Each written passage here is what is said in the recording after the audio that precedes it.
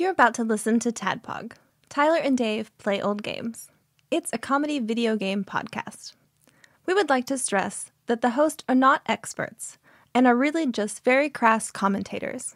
Seriously, this is an explicit podcast that happens to talk about video games sometimes. So please enjoy this pretty okay podcast with Tyler and Dave.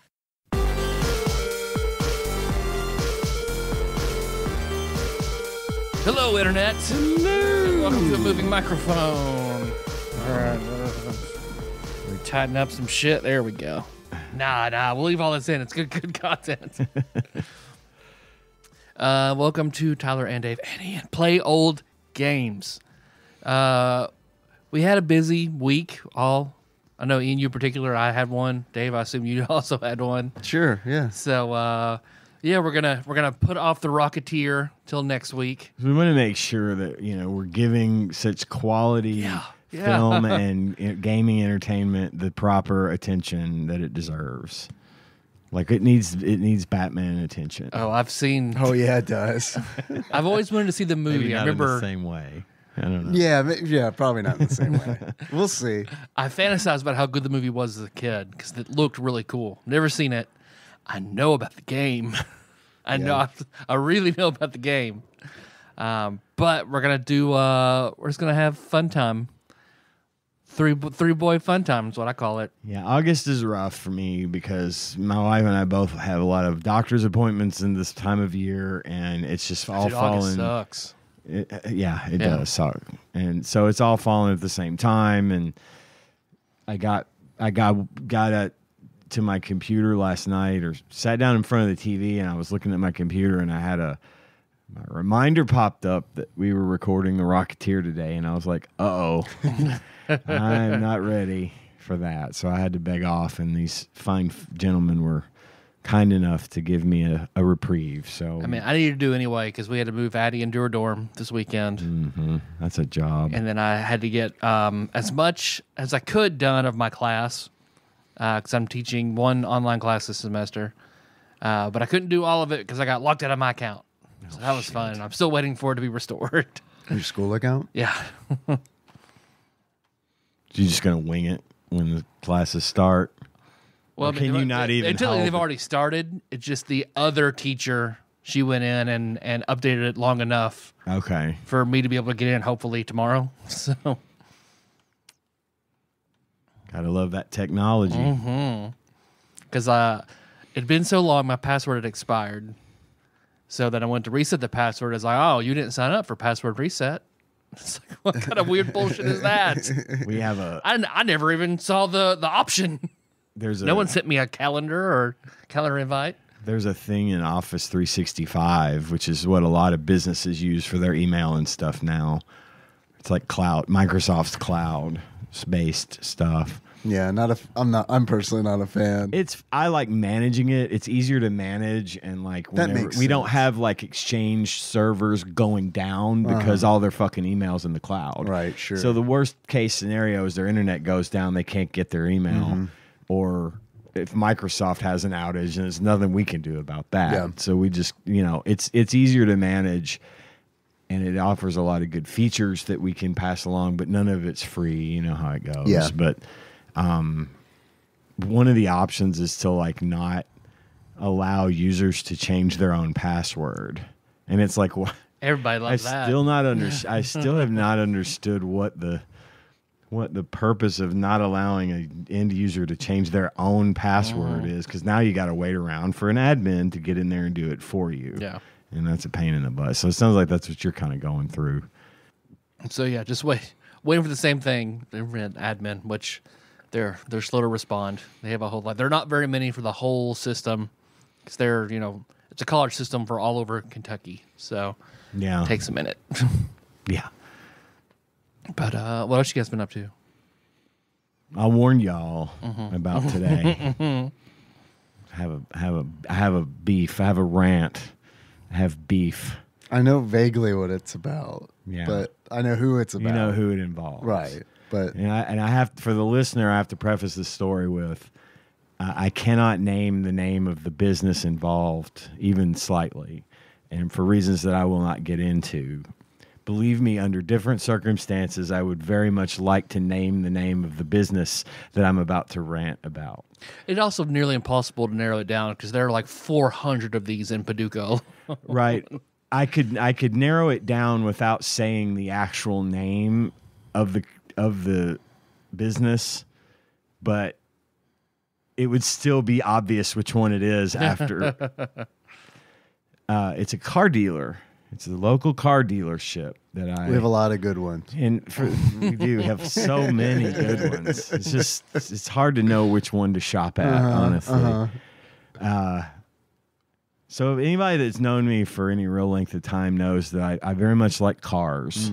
I've had a lot of cars over my life, and I like to buy them and have them for a while, and then I like to get rid of them and get different cars. Right. Yeah. And that's Man just, after Randy's own heart. it is. I am definitely a man after your dad's heart because I just like all the cars. I like playing with them. I like working on them. I like to drive them. And I've got a very nice practical car, as you know. Nothing's wrong with it. It's fine. And I recently bought a truck from not a car dealership, from some fucking guy on Facebook. I bought a pickup truck because I was stupid and got rid of my pickup truck and then realized maybe a week later, fuck, I always need a pickup. Yeah. But I don't want to drive it around all the time, whatever. So I bought another pickup truck, an old 200. It's got like 270,000 miles on it. It's rusted out. It's a beater to haul stuff. It's a beater to haul stuff around, and it does the trick. So I bought this truck, and I like it fine. Again, it's utility more than anything. But I happened to be driving past this particular car dealership on my way to work, on my way home from work one day. And I saw a truck in their lot that was really cool, that I really, really liked. It kind of checked off a lot of boxes for me that the other one doesn't. Mm-hmm. It's smaller, got a smaller engine, but it's 4-wheel drive. It was a Dodge pickup, practically brand new. This thing was like a 2015, had not that high miles on it, like 150,000 miles. And because I looked it up and I saw this and I was like, okay.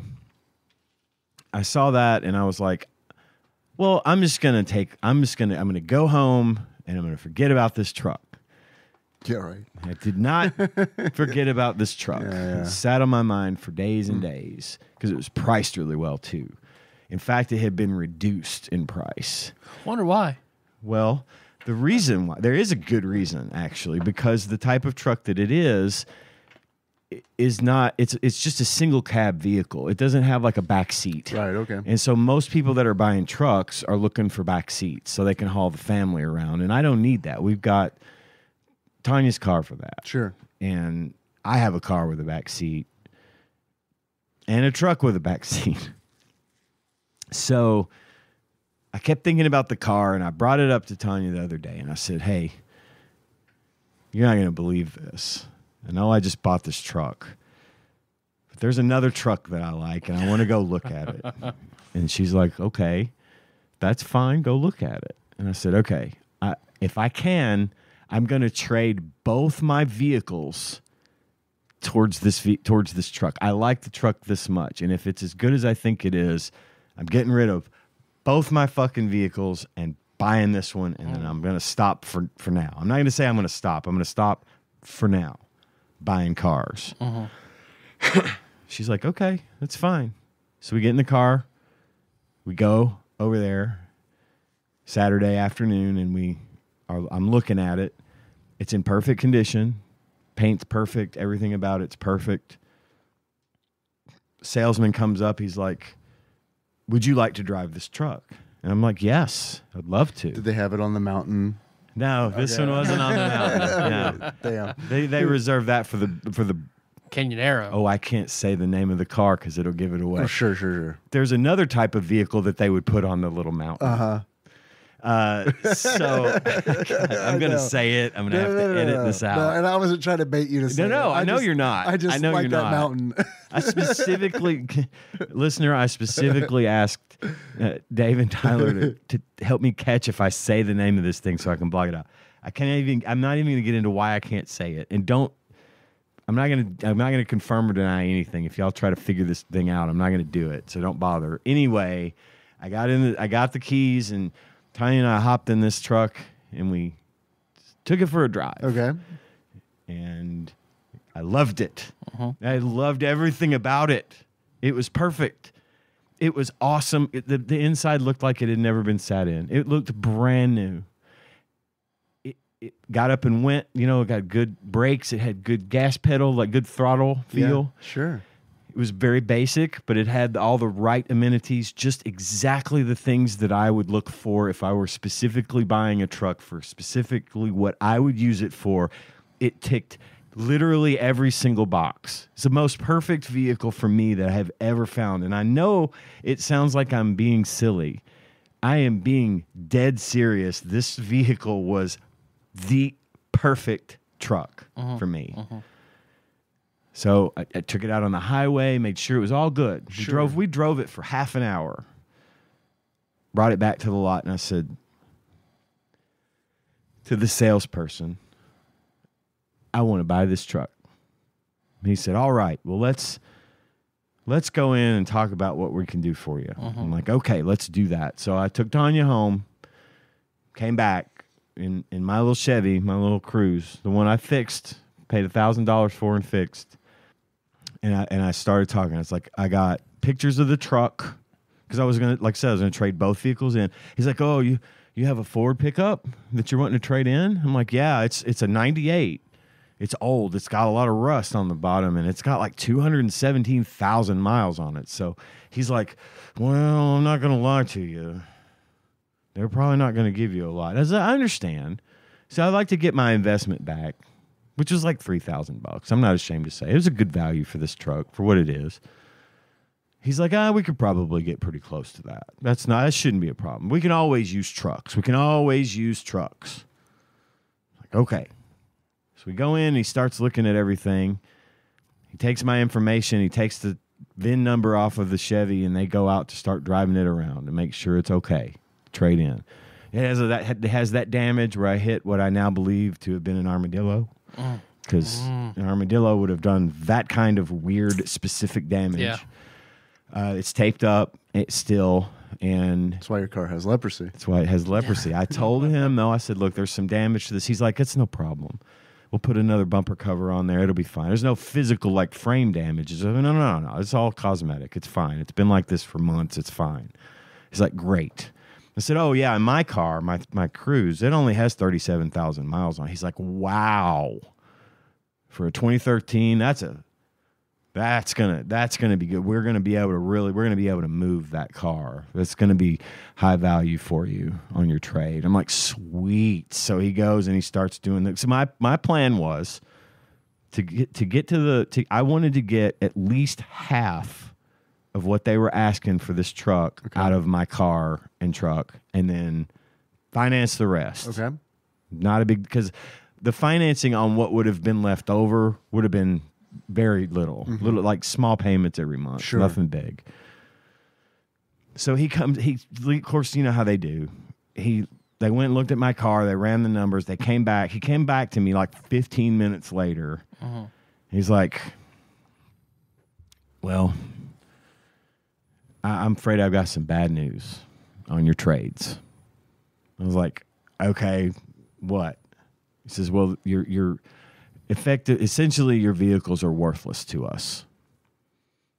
I said, why? He says, well, they both have salvage titles, which I knew. He said, your Cruise had been wrecked and rebuilt, and the truck has been rebuilt at some point.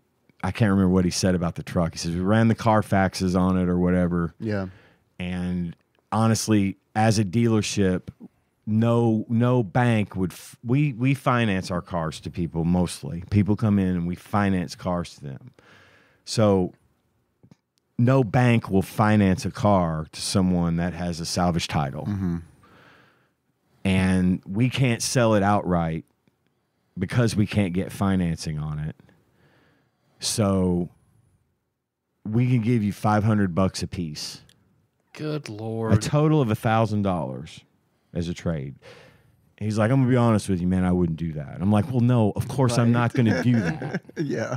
You know, I realize that the cars have... It's so bad, even I would feel bad letting Right. you do it. I was like, yeah, it's fine, but I think it's stupid because I know they could sell these cars, you know, but they can't get financing on them. Right. The key word there is financing. Yeah. Because I was like, well, that was super fucking disappointing. And but not necessarily surprising. But I thought, okay, I do want this vehicle. So let's run the numbers. Run the numbers on the financing of what it would cost me to buy this truck from you. And I can just keep my trades and sell them myself. Right. And I could probably even get a little more. Right. You know. Yes. It's going to be more legwork, but you can get more money out of it. Exactly. Than the trade. Sure. And then if I hit my halfway mark, that's all I want. He's like, well, can you put any money down? Like, yeah, I can probably manage 1,000, maybe 2, depending on how it will affect things. You know, I can make that work. And he's like, okay, great. I'll go run the numbers right now. Now I'm going to be the first to tell you, I don't have a great credit, but I had some problems with my credit, but I have since built it back up. And it's a reasonable score. It's not great, but it's not bad. Yeah. Not by a long shot. It's very good compared to maybe the way it's been in the past. And compared to, it's above average. Let me just put it that way. Nobody wants to know my credit score. But I wasn't worried about the credit. We have a little more debt than we should, but again, nothing I can't handle. And another 15 minutes goes by. He comes back to me and he says, well, you're not going to like what I have to say. I'm like, boy, the hits just keep coming, don't they? He said, we can finance the vehicle. We can get you in this vehicle today. He said, but the payment and the interest is going to come out to be $470 a month. This is $470 a month on a $13,000 fucking truck that has 150,000 miles. That's 9 years old. That is too much. Yeah. Yeah. It is a fucking ridiculous payment on a used truck. How much goes on the principal? $30. $30. Yeah. All right. I'm curious what the interest was on that. It had to be insane. I didn't ask because at that point I was on my feet. Sure. About to leave. Yeah, Not about to kick this guy's ass, but about to leave. Sure. And he goes, the problem is the mileage on the truck you're buying is too high, and none of our finance companies, except for this one, will finance a vehicle with that high a mileage. And I said, what the fuck? An hour ago, you were telling me that you couldn't wait to get your hands on my 217,000 mile Ford F-150 from 1998. And now you're telling me that you can't do better than this garbage payment at a definitely garbage interest rate for a garbage amount of time on a truck that you are literally selling. He's like, yeah, that's just... He says, you will get a 2-year warranty out of that, bumper to bumper. I said, oh, am I going to get the undercoating with that too? What am I, Clark Griswold? Get the fuck out of here. I'm not paying $470 a month for a used fucking car. I could lease a brand new Jaguar for less than that. Yeah. Fuck that. No, you're not getting my fucking... This is not happening. Now, Friday, before I had done all this, I had reached out to them through their website. Okay. And the internet salesperson, oh God, I almost did it, texted me to talk about, hey, do you want to come look at the truck, right?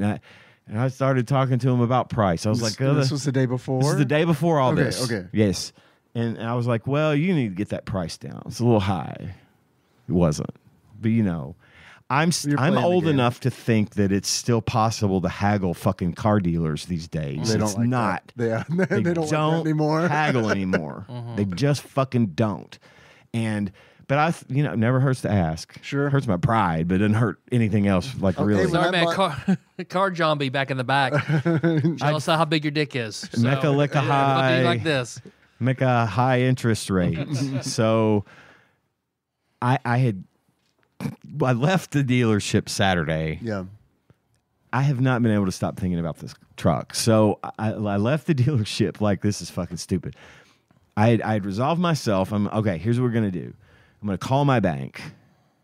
See if they'll finance it, because they'll give me a better rate. Absolutely. Anyway. Great idea. But this point, it was Sunday. Mm-hmm. Right. So I wasn't getting an answer then. Right. So I messaged the person back from the internet sales department that had originally started the conversation with me. Okay. That I instigated from their website. And I messaged this person back and I said, hey, I came in on Saturday to drive the truck. Financing options were terrible and the trades weren't worth anything to y'all. You couldn't take them apparently. I said, but the financing was bad based on the mileage of the truck that you're selling. And I feel like since my options to finance this vehicle are limited, I think there should be a little bit of leg room on the price. It was like, because I'm thinking about financing it outright. But I'm going to buy it and finance it through my bank. Mm-hmm. But I think since y'all's financing options are so limited and they're limited by the thing that is the mileage of the truck you're selling, that you should... Could we at least consider coming down a little in the price? I was in a meeting this morning when she messaged me back. Mm-hmm. She said, I spoke to my manager about what you asked, and he said, if you don't finance it through us, we're going to charge you $1,000 more for the truck. Oh, my fucking God. I lost my shit. Who the fuck says that? Collectively, I was in my own mind. There was nothing but rage over this. They are not going to sell me the truck for what they are literally advertising as the price, where it doesn't say anything in the ad for the truck about you have to get this price, you have to finance through us. If you don't finance through us, he's going to raise the price $1,000. Guys, I want to say the name of the company. Sure. More than you can possibly understand, because I would love nothing more.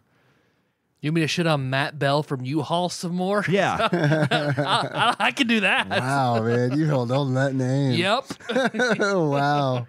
I can't do it. I can't. And I'm not going to get into why, but it sucks.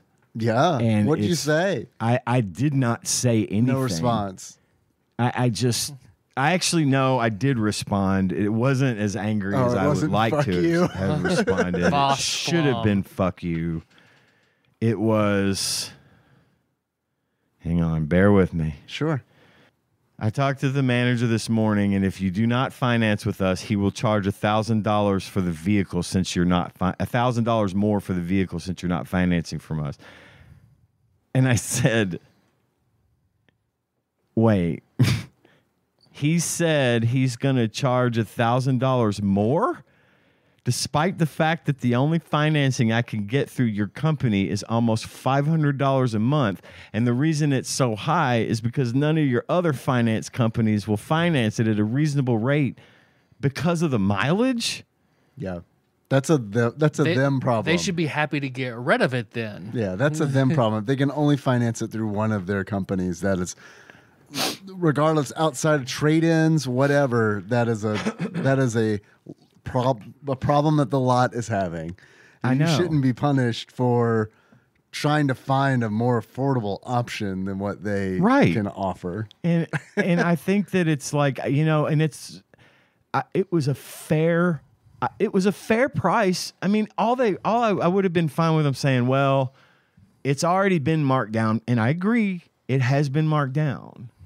And I looked, no one's willing to pay the finance, and it was a reasonable markdown. Yeah, and it was a decent markdown, and the price they're asking was below market, so it was fine. If they'd have said, well, no, we can't do that, I've been like, okay, well, I understand. I was prepared to buy it at that price anyway, but let me see if I can get my finances together, and I'll come down there. I'll buy the fucking car. Yeah. Truck, whatever. No, it was, we're going to charge you $1,000 more. They would rather lose a customer, which I know they don't need my business. Clearly, they don't need my fucking business. I don't know. Maybe they do need business if this is the way it's going on. It sounds like they just want to finance it. That is exactly what it is. That's like period. And John will confirm. John told the story recently to me about how a long time ago he had gone past like one of those America's Car Mart things out here on the fucking south side. Yeah. And he had seen a car in the lot that he liked, but it had the monthly price on it, right, on the windshield. And he went in and asked, "How much is the car?" "It's the price is on the windshield." And he said, "No, I'm saying I want to buy it." And they're like, "Oh, we don't sell cars that way here. We only finance." So I know that he's only interested in financing, and we were talking about with a buddy of mine at work today too, and he was saying that it's almost like a law that you can't buy in Kentucky. You can't buy cars directly from the manufacturer. You have to go through a dealer, like new cars. Like I can't go and order a brand new, Jeep Grand Cherokee from Dodge or whatever. I have to buy it from the Jeep dealer. I didn't know that. And it varies from state to state, but that's generally the way it is. I remember that being a thing for Tesla, like trying to sell directly back in the day. Yeah, and I think it had something to do with the pandemic and the shortage of cars. The lots were almost empty. Hell, they were taking anything and everything back then. It was literally push, pull, or drag. We'll give you a fuck ton of money. Just bring us cars that we can sell. Yeah. I probably could have just traded straight up 1 for 2. If all this is going on then, Yeah. But yeah, they're only interested in getting that financing, and they're so interested in getting it that they're not willing to consider. I remember going with my dad to buy a car and watching him work the dealer and watching him work the salesman, and they're both clearly in their element. And him coming out with a deal that he was happy with, and the salesperson coming out with the sale that he was happy with, and we shook hands, and that was the end of that, right? We bought a fucking car. We got him to work on the price a little, throw in the undercoat, give us a little bit of the towing package. I don't know.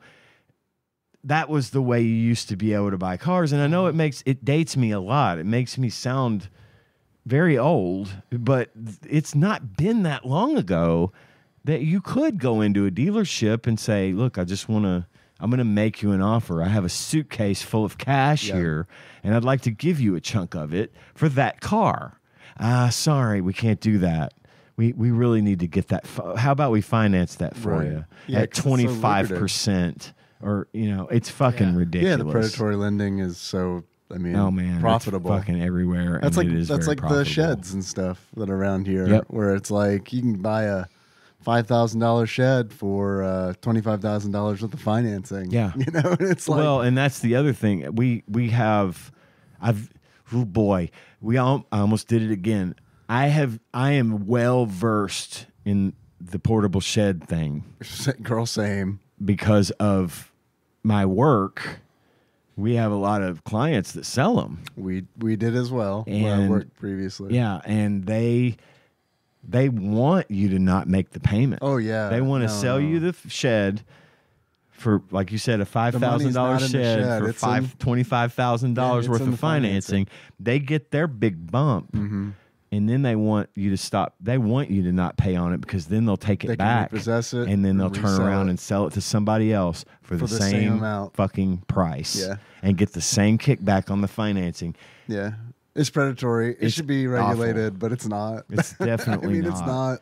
And not to mention the fact that if you don't pay for it, you get turned over to the credit bureau and you get your credit fucked even harder. And then it makes it even harder for you to get a legitimate loan, which then keeps you in the fucking hole because the only loans you can get for the things you might need are shitty and predatory. Right. So Yeah, those interest rates are insane.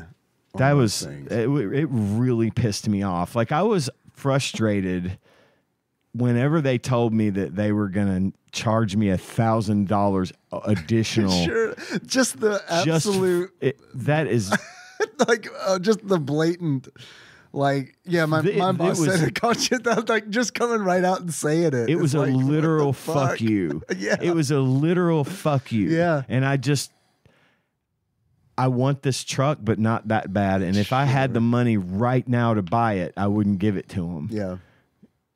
I hope they lose their ass on it. I do. They won't. Sure. But I Yeah, hope they it ends up won't. going to auction and selling for, $3,000.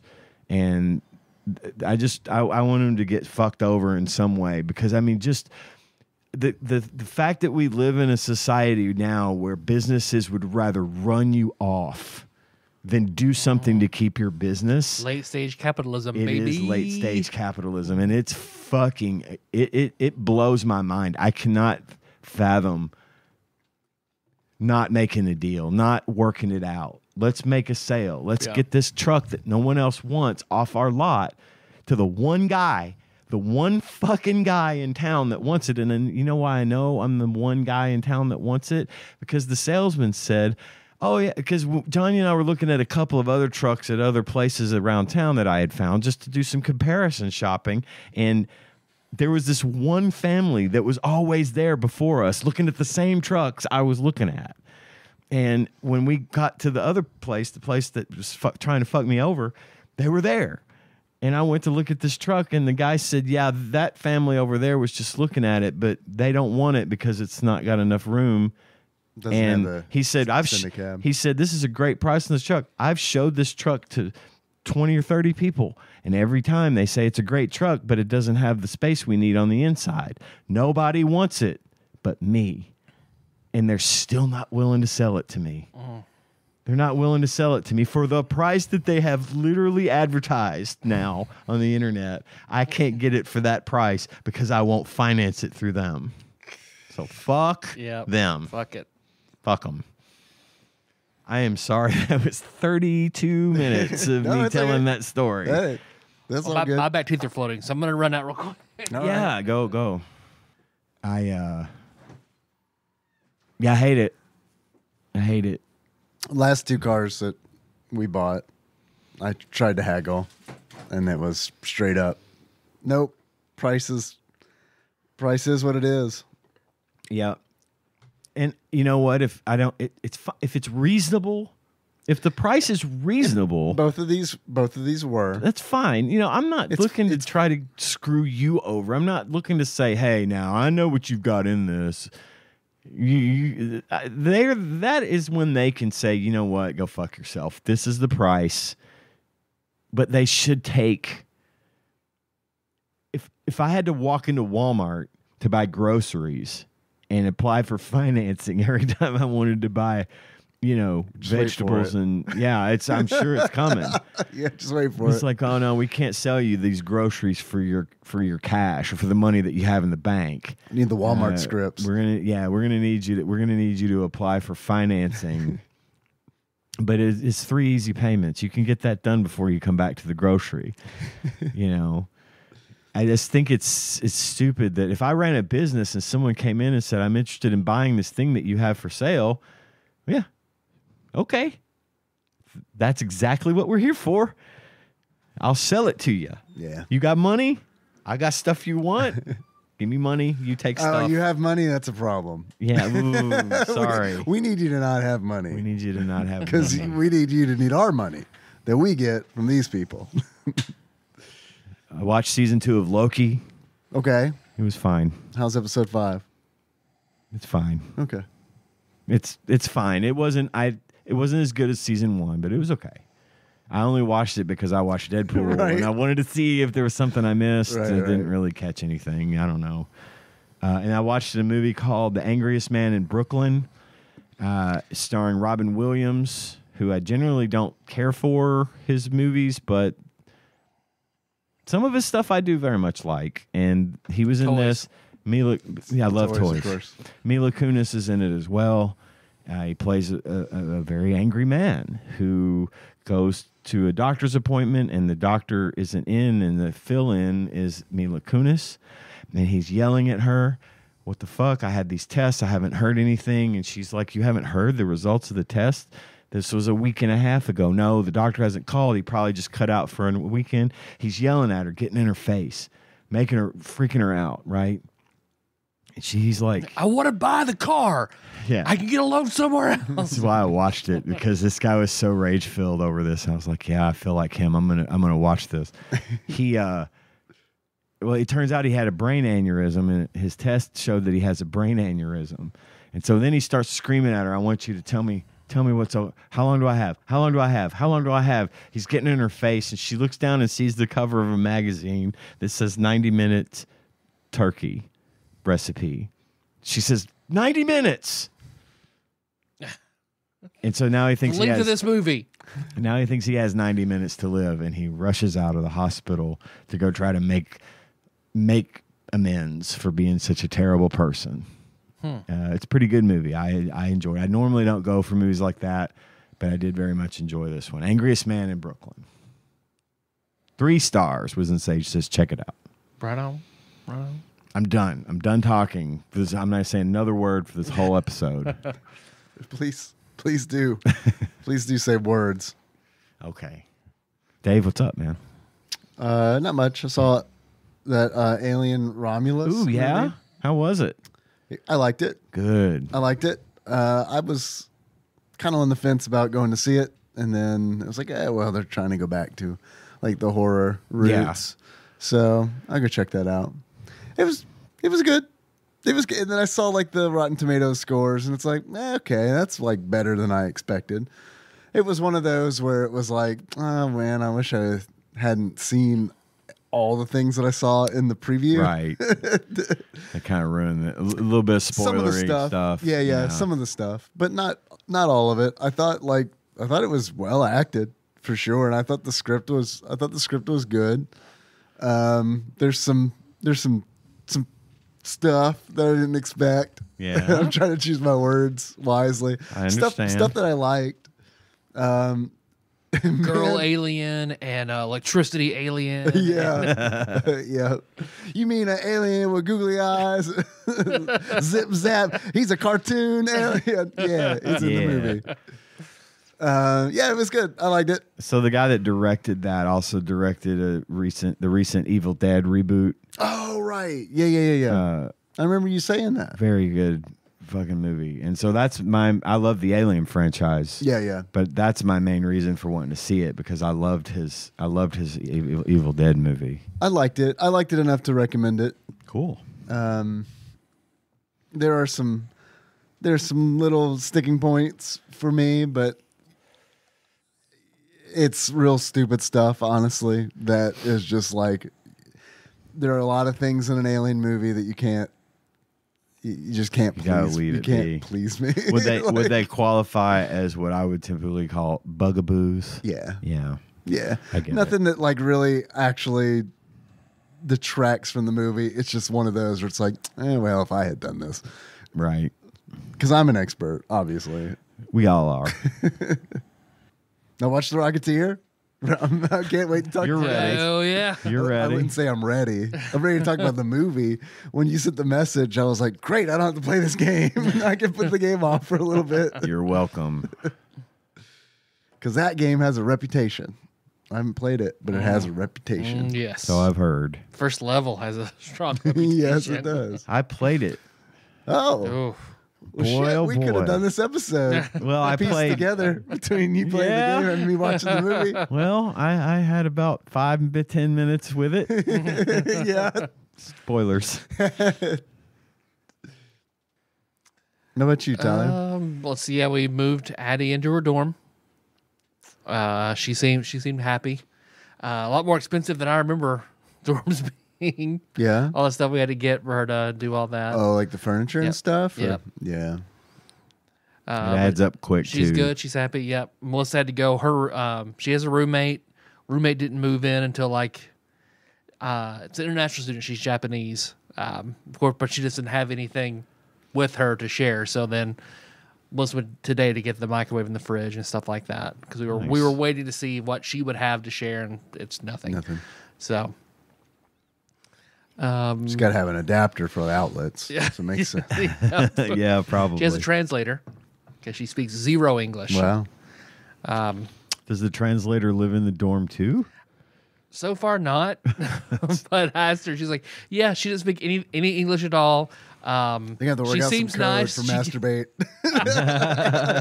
She gave me some candy and a Hello Kitty notebook, and then she left. Well, that was Okay, nice. that's cool. That will be sufficient payment for you to use my fridge and microwave. I can't, man. If I wouldn't have been able to, like, I didn't see my roommate often, but if I couldn't have told this dude, hey, I got to jerk off, like, there would have been issues. Yeah. Can you go to the laundry room for like 10 minutes? I remember AJ's roommate, him telling me, he's like, "Yeah, man, I've seen my roommate's dick more than I've seen my own just because that dude's just jerking it constantly and doesn't lock the door." Yeah. Well, maybe you want him to see That's it. probably it. I've seen those videos where the housekeeping comes in. It's probably one of those situations. Maybe did he think It AJ on was E-Fuck. housekeeping? Yeah, maybe. Choco Chica got her braces off today. That's exciting. So Nice. Dental plan. all the girls Lisa have needs now braces. I've paid for the braces, and all the braces are off. So we're Hell great. yeah. until Kenna needs braces, we're good. That's awesome. Yeah, it's good. And even then, when Kenna has braces, they'll be split, so it won't just be me paying for the braces. You pay for the top ones. Exactly. Yeah. Sorry, we can only remove the top braces. The bottom ones haven't been paid for yet. You want to get an appraisal on the teeth before you decide whether you get top or bottom. It's gonna to take it off. It's gonna be another $1,000 unless you finance the braces. Yeah. Oh, we'll put them on free. It's like a club for teeth. Which, other than that, that's pretty much it. I don't know anything else. Just work, that stuff. I do have some more blind drafts. If you guys want to draft, Yeah, man. I feel like drafting. We can draft if we want to. So I can added leave our some more friends to behind. replace the last one, Looks the like ones a we Game did. and Watch. So I've got, say what? That looks like a Game and Watch. It's about the right size. So, of course, life milestones, famous duos, bands, musicians you could take in a fight, hetero jerkability, and 90s Nick at Night. Good. I'm good with any of these. 90s Nick at Night, you say? 90s Nick at Night. I say we do that first. Okay. I've got a computer here. I could Okay, just well, there you like go. type my answers. You just won't get a copy of them afterwards. All right. Blind draft 90s Nick at Night. Starting with Dobie Gillis. Derby. You know it's Dobie. How many are on this? 10. These are all 10 spots. Maybe if I had asked for a soft bake, a light bake, Hey, they'd have sold me the truck for the fair price. Get a light loan? Like a light payment, not a well done payment. I like Debbie Gillis. I'd want to go back and see Dobie Gillis again. I remember liking it. I wonder how much it holds up. I remember watching it, but I didn't. It wasn't one of my go-tos. Bob Denver. Got Bob Denver. I think it was his breakthrough role. I'm going to put Dobie Gillis. Maynard P. Maynard Krebs. P. Krebs. I'm going to put Dobie Gillis at number 6. There's a lot of good Nick at Night shows. That's kind of where I'm going with that. I like, but I really did look forward to Dobie Gillis. I'll put that at a 4. Banger theme song. They have a good theme song. Got the thinking man statue. It's good. It's good stuff. If our friend Jay Brent were to play a role, if there was a Dobie Gillis remake, I always thought he looked just like Dobie Gillis in the Marvel universe. Yeah, he's Dobie 616. Speaking good theme songs, number 2, Mr. Ed. Yeah, I liked Ed. Mr. Ed. of course. Of course. Yeah, Mr. Ed. So are we? What? I don't know what we're ranking this on. Are we ranking this on how I felt about it in the 90s? Or did I watch it kind of recently and was extremely underwhelmed? Because if it's the latter, that's going to be like a fucking 7 the highest for me. That show is the same show every episode is what that is. Yeah, it really is. Because I was talking to Henry about it when he was younger. He was like, oh, man, you know Mr. Ed? You don't know Mr. Ed? Let's watch Mr. Ed. 2 episodes in, I was like, that's Mr. Ed. That's all of it. That's That's man. The whole horse thing. talks, dude. Like, Guess what? There's some peanut butter. uncomfortable. There There's you an go, you're uncomfortable sexual tension between the guy and the woman Wilbur. every day, and he won't pull the trigger, and she won't lead him on. They're just never gonna get it on because they're friends. It's like the time in television where they're like, we can just write and shoot the same episode 3 or 4 times, right? And no one will know. We need pages. We need pages. You got pages from last week. Use those. Just mix them up. Just throw them in the air. Pick them up and shoot them in that order. Yes. Yeah, that's a 7 for me. Same. I'm gonna put that at a 7. I did watch Mr. Ed a lot, but yeah, I'm with Dave on that. 7. It's a solid 7. Probably, given some of what's coming on this list, I feel like my 2 picks right now probably belong at the bottom. But we'll see. I think this will rank high for both of you. Taxi. Taxi's a great show with a great theme song. God, Taxi's such a good show. Taxi's an amazing show. The only thing I tell you what I'm gonna do. I'm gonna put Taxi at 4. And the reason being, not because it's not wonderful, but because I don't like Andy Kaufman. Oh man, I love Andy Kaufman. So that I kind of got soured on the show a little bit because of him. Mm-hmm. Aside from that, I love everything about it. I didn't watch it a lot, but I did like it. So 4. It's probably a 3 for me, just mainly because I'm safe. It might be a 2. Booty Doo Kenner. Yep, Booty Doo Kenner. Yep, Danny DeVito, Judd Hirsch. Great cast. Christopher Lloyd. Yeah. Yeah, Young Tony Danza. yeah. Isn't Rhea Perlman in it too? Or was she not? If she is, she guest stars. It might have been a cameo. Or Maybe a something, cameo. yeah. Okay. Yeah, that's tough, man, because it's like I feel like it should go higher than a 3, but I also think there's going to be 2 on here that I like, that I remember more fondly. I'll put Taxi at 3. Dragnet. Bum, bum, bum, bum. Fuck, I really liked Dragnet. Way more than I thought I would. Way more. But again, I'm holding out. I'm going to put Dragnet at 5. I'm probably going to regret that. If the list were stopping right now, it would go in the 1 slot because I loved Dragnet. I even liked the Tom Hanks movie that came out in the 90s. I hadn't thought about that. Of Dragnet. Dan Aykroyd? Dan Aykroyd and Tom Hanks. Is there a Dragnet NES game? There has to be, right? Probably, surely. Just the facts, ma'am. It's ColecoVision. That's it. 5 for me. Probably misplaced. I like Dragnet. I didn't love Dragnet, but it would come on and I would watch it. And Yeah. I always liked it. I like the interstitials that Nick and Knight did better than the actual show. But yeah, it was cool. I liked it. I'll put it at a 6. That's above Mr. Ed. The Dick Van Dyke Show. There it is. Hello. There it is. That's the number one for me. That's what I was saving a number one spot for, was Dick Van Dyke Show. I love Dick Van Dyke. I'm going to take a real big risk here and put it at 2.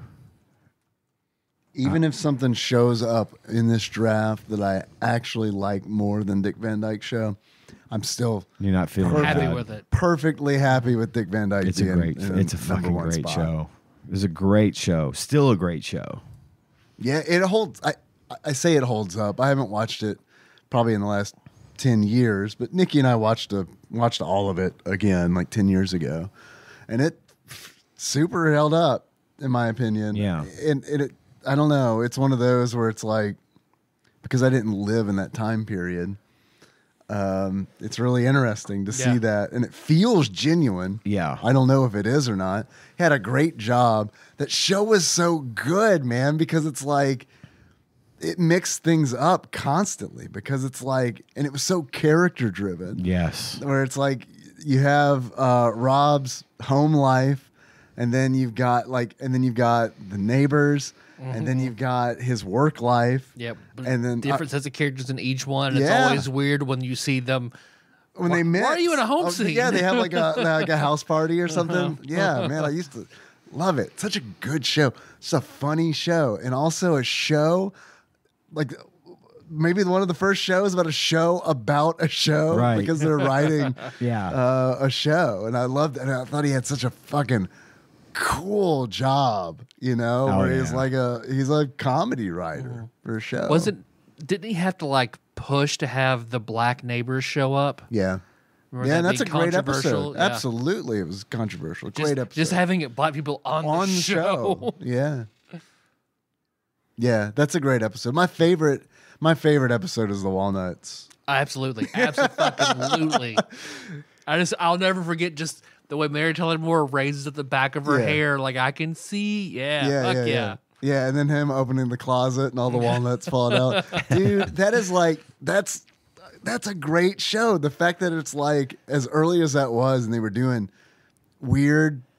It's like that was the episode. You know what I mean? Where it's like it was formulaic, but it would break that a lot of times. It gave it like the Drew Carey show kind of gave me like Dick Van Dyke. Yeah, I could vibes, see that. Where it's just like, it's kind of like, this is how it's set. And you've got that workplace part of it. And then you've also got Drew's like home life part of it. And then they also just do completely off the script weird stuff. We'll follow that up with the Mary Tyler Moore Show. Yes. I loved Another the Mary favorite of Tyler mine. Moore show. That was what I was saving the 2 spot for. I don't know what I love more between the two.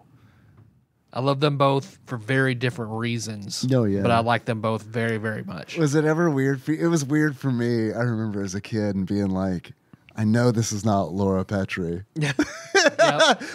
But it's really difficult for me to be like, why'd she leave Rob? What happened? She's gay and she's with this Rhoda now? I love Rhoda. I shouldn't say I never watched the show, but I didn't like the Rhoda show as much as... I never really watched Rhoda or Phyllis. Yeah. Oh, fuck. Man, but Mary Tyler Moore, that was great because it's like Ted Baxter. Dude, Ted Lou Baxter Grant. Lou was Grant a like fucking a man. motherfucker. Yeah. I love Ted Baxter. Murray was Yeah, good. yeah. All the support. Yeah, all yeah. the support. Fucking Betty White. Yeah. Yeah. All the support was fucking 5 stars. Yeah, in it that was. Yeah, it was. show. Bewitched. There's my number one, baby. Where did both of you put Mary Tyler Moore show? I put her at 3 because I didn't watch her Yeah, as you put her much, at but 2. I know it was a great show. Bewitched is my number one, and I would not be sorry to say that. Kind of like Dave was saying, this belongs in my number one. I watched Bewitched like it was my fucking job. I loved that show. It's a 5 for me. That's the top that I have open. That's the topmost spot that I have open is 5. The next one down is 8. I might put it at an 8, but Elizabeth Montgomery is so fucking goddamn pretty. that is just like I had pretty is the perfect, like not hot, not cute, but She's pretty. pretty. I had She's a two pretty woman. first quote unquote first crushes as a kid. Blondie, Debbie Harry was my first, and Elizabeth Montgomery was my second. I love that show. I love looking at her. I love both of the fucking Darrens. I loved her mom. Yep. I loved the whole thing. Yep. It was really good. I even liked the Bewitched movie that Will Ferrell and Nicole Kidman did. It was okay. I know about that. It was okay. I mean, it wasn't great, but it was It's okay. about like the production of Bewitched, but then they What? cast but an they actual cast witch. an actual witch. Yeah. It was a weird concept. Yeah. It was I kind was of like excited at first about the production of Bewitched, and then we got the real witch. Yeah. I was like, oh. Gotcha. Okay. Well, But- hey. yeah. I was holding out, out. hoping that you would add Bewitched to the list because that's my fave out of this Nick at Night stuff. I'm curious if the rival show is on the draft or not. I wonder myself. So next, where are you putting it, Dave? 5, 8, 5. 5. I only have 3 spots left. Me too. Mine are all at the bottom. I love Lucy. Okay. Oh man, I wish I could put this above Dragnet and Mr. Ed. Me too. And Bewitched, Me but too. I can't. She's going to have to go in the highest slot I have, which is 8. But that doesn't, Same. it's not indicative of how I feel about I Love Lucy. If we didn't have I Love Lucy, we wouldn't have Star Trek. We wouldn't have the kind of empowerment shit. that she gave Yeah. women. And You wouldn't have other female-led shows like Mary Tyler Moore Show or Bewitched. Yep. Lucille Ball was an unstoppable force for change and good in Hollywood, and that is, I will die on that hill. I don't have to. I know a lot of people know this about her. She was amazing, and the show was just fucking funny. It was fucking hilarious. I still laugh at the one with the chocolates on the conveyor belt. That one still makes Or me Vitamin laugh. of Vegemine when she drinks and gets drunk. Yeah. It's really good shit. So Yep. I Love Lucy belongs probably in my number 2 or 3 slot. There's no room there. So she's at 8, but not because I don't love Lucy. Yep. Where'd you put it, Dave? 8 is is topmost spot I've got open. If I had a free open draft based on what I know we've been given, I'd put it at 4. 2A for me. 2A. Cuban Pete, Cuban Pete. Desi Arnaz song.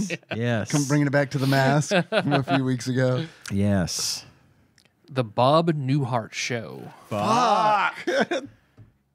Right under, it would be my number 8 if I hadn't just put Lucy there.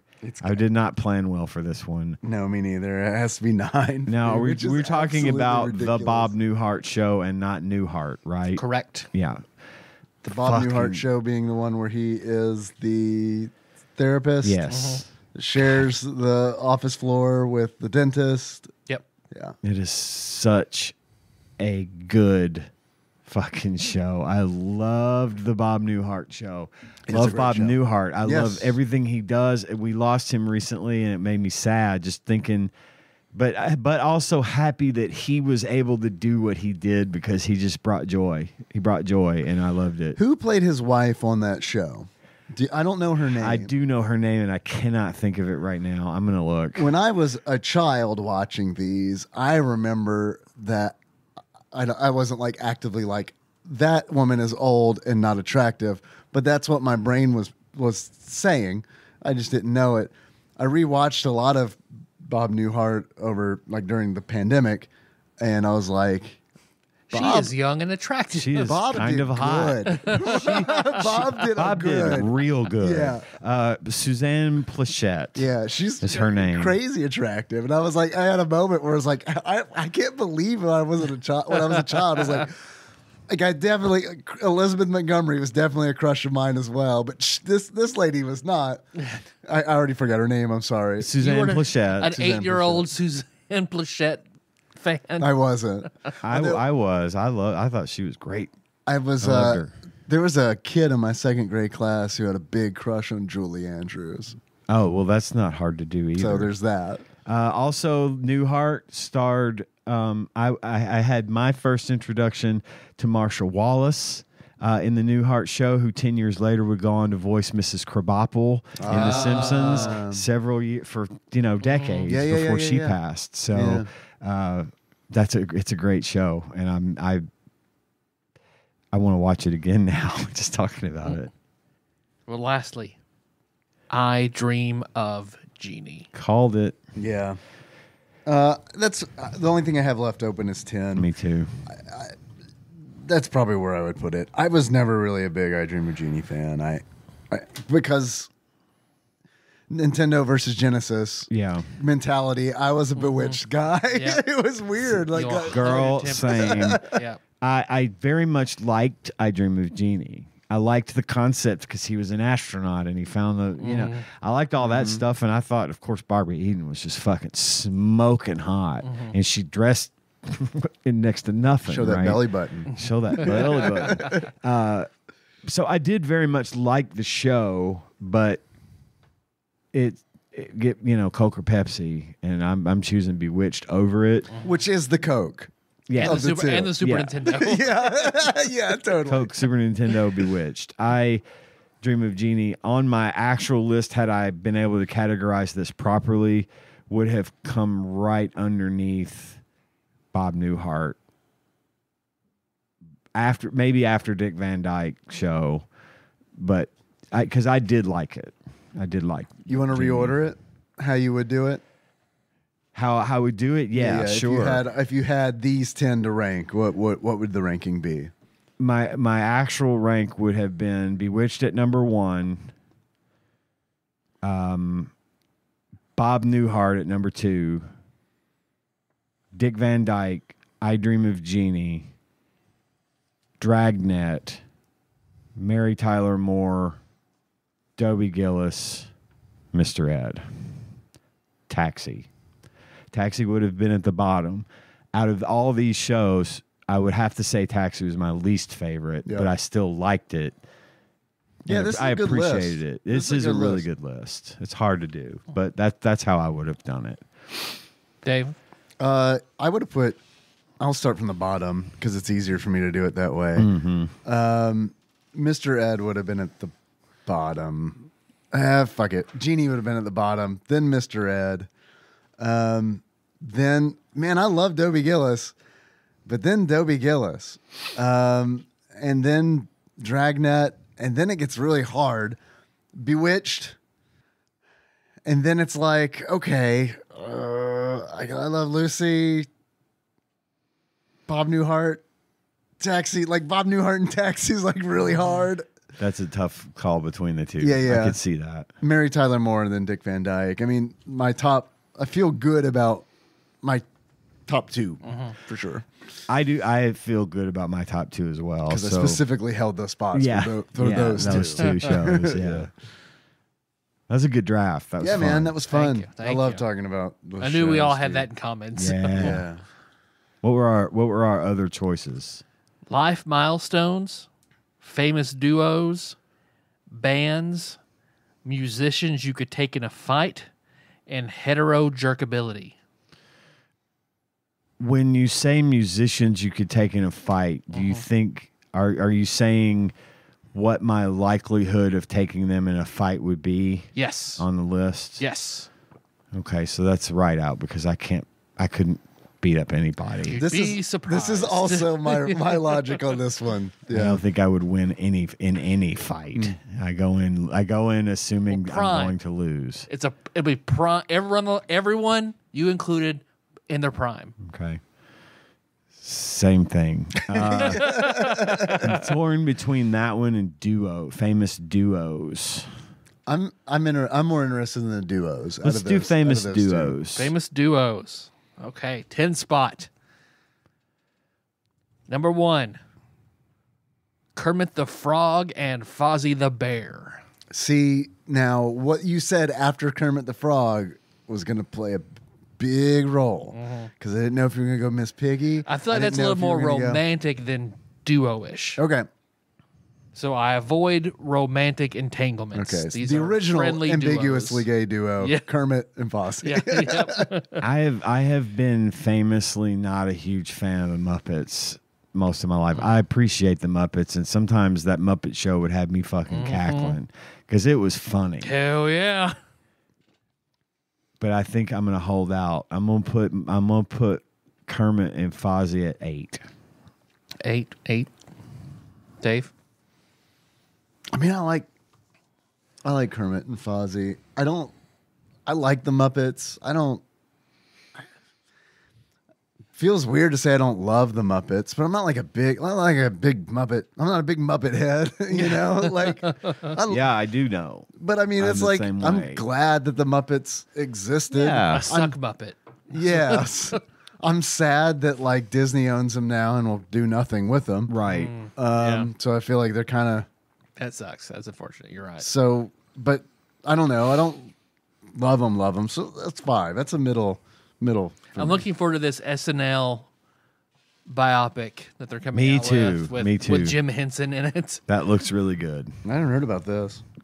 Yeah, it's about Looks really good. the starting of Saturday Night Live, like Lauren and all of those cats getting that whole thing rolling, and kind of the pressure they were under to get it done, and how it was kind of doomed to fail from the start because no one was really they weren't very ready to be live. Yeah. And they had a really kind of crazy cast, obviously. Did Jim Henson have something to do with it? Yeah, he was involved in the early The Muppets were on a lot in the early days. seasons of the Wow. show. I didn't know that. I had no idea. Yeah, and he didn't know what the fuck to do. He's like, "What the fuck is going?" You know, kind of like, "What have I got?" George myself Carlin was into?" involved a whole bunch Yeah. too in the early days. Yeah. Yep. Next, Wayne Campbell and Garth Algar. Party on, Wayne. Party on, Garth. We've been making a lot of Wayne's World references around my house the last couple weeks, so that's gonna bias. It's gonna rank pretty Recency high. bias. Yeah. Because we were doing, when I was in Cincinnati for work, we were doing a lot of FaceTime, so there were a lot of extreme close-up jokes. So that's Had a lot of headaches, took a lot of Nuprin. yeah. Little Ate a lot of Different. Pizza Hut. Yeah. Pizza Hut. different. Man, I don't know if I want to spend the 2 spot yet. That's a 3. I'll do a 3. I'm holding out for 1, 2, and 3 here. 4 for me on Wayne and Garth. They're great. Han and Chewie. Han Solo, Chewbacca. What a Wookiee. A droid won't rip your arms out if he loses. I'm gonna put Han and Chewie at 2. Yeah, it's tough because they don't belong at 4, but I also don't want to take up my 2 spot because I got fucked on the Nick at Night draft. You know, I think I'm gonna be all right with Han and Chewie in number 2, but I do love them.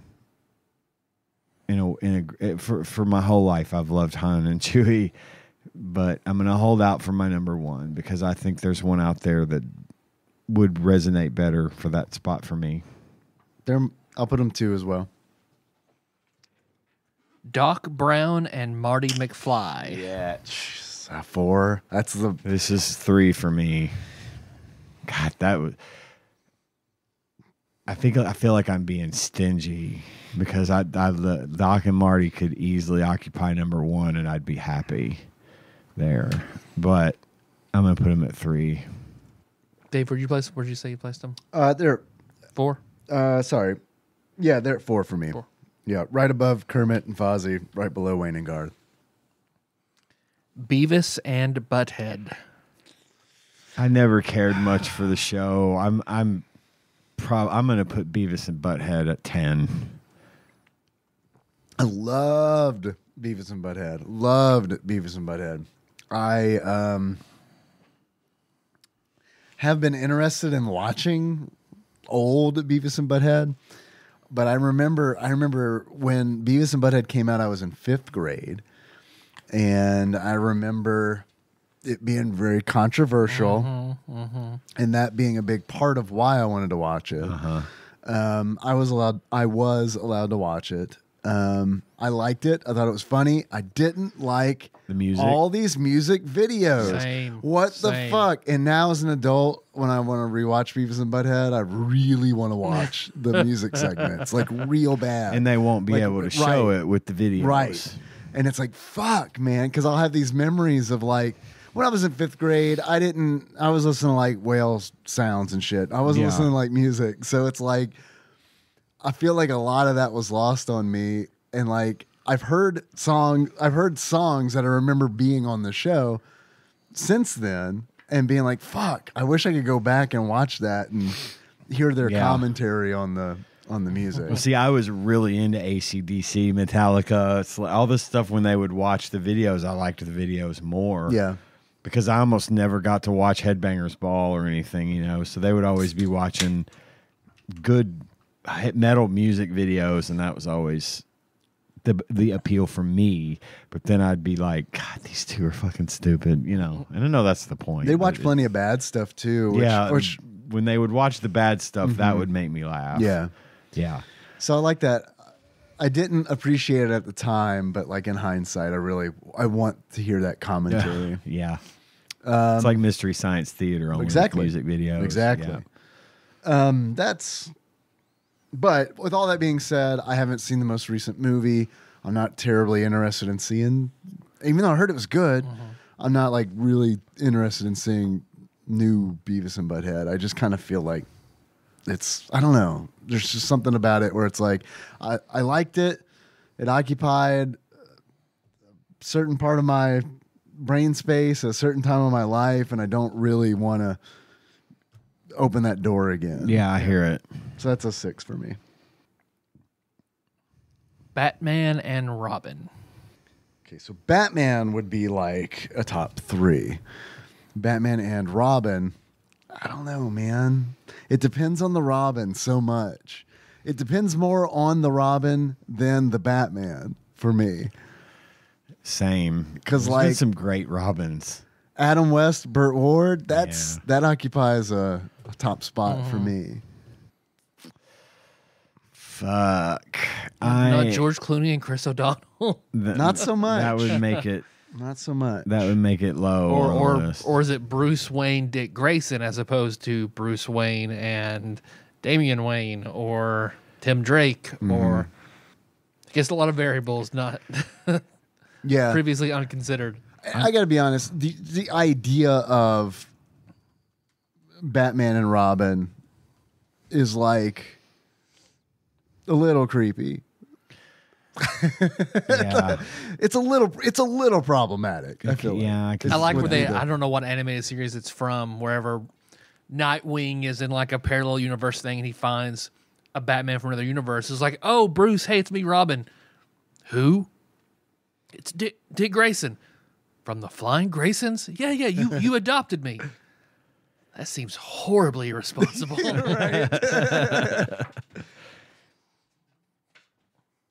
I do love Batman. I also love Batman and Robin. I loved it from the Justice League. I love the old Batman show from the 60s with Robin and Burt Ward, like you said. But I'm going to put him at 5. 7 for me, only because I don't have I don't want to put them in 1. I love Batman. So much Batman happens that I love that doesn't involve Robin Exactly. at all. I prefer Yeah. I prefer Batman over Batman and Robin. Agreed. I prefer Batman and Catwoman over Batman and Robin. Yeah, I could see that. I prefer Batman and Commissioner Gordon over Batman and Robin. It's just like, it's odd.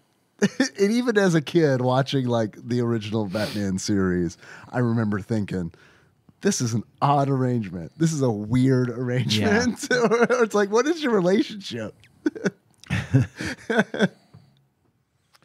Joey and Chandler. I'm sorry. I need to open up spots. I'm not like, I like Friends. I think Friends is a good show. It's not a favorite of mine. That's 10 spot for me. Number 9 for me. I love them. I thought they were fucking hilarious together. that show had its moments. That it was a good show. It was entertaining. They had great chemistry on screen.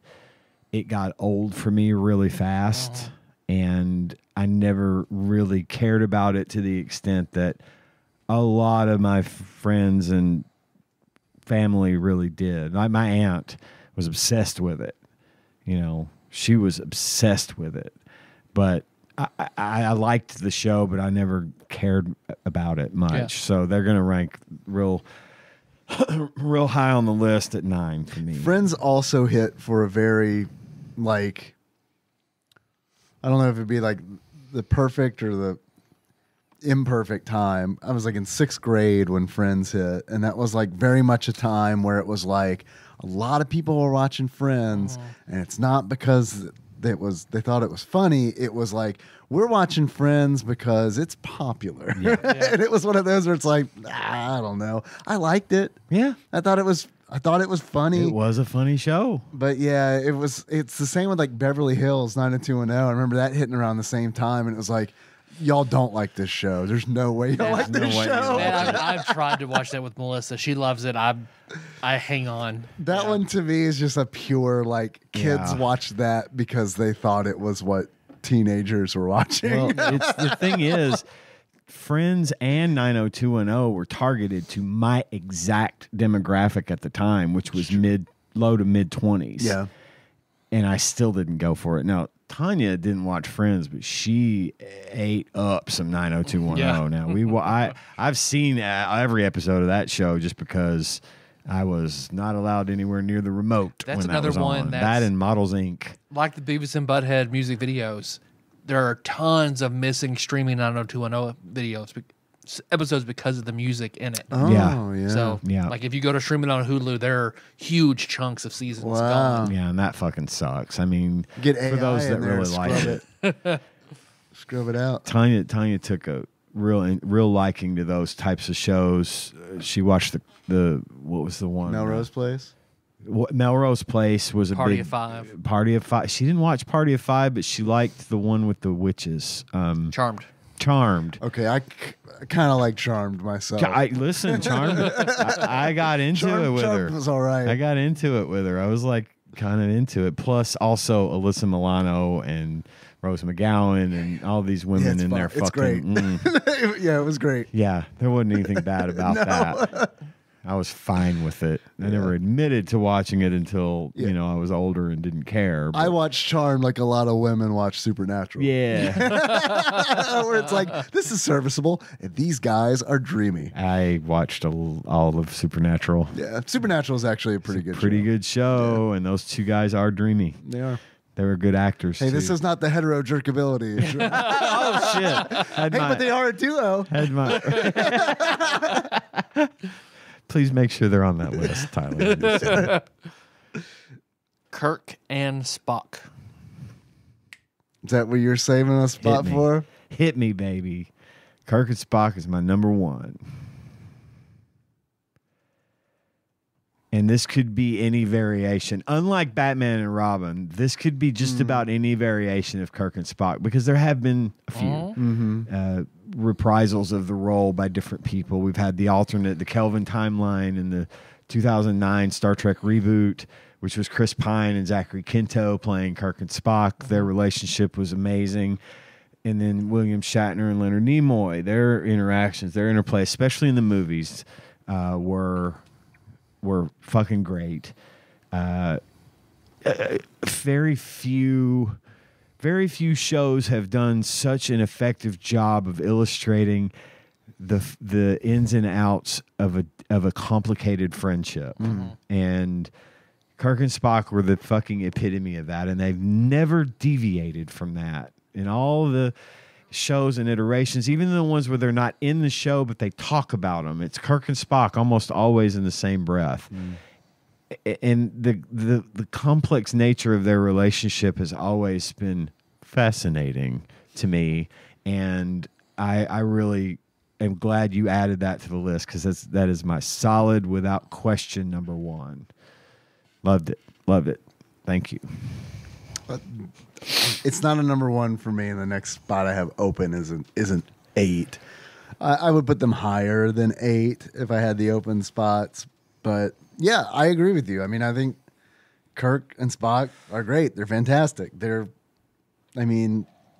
relationship is great. They're opposites, but they serve a common goal. Yeah. And they care for one another. Absolutely. So yeah, it's a great duo.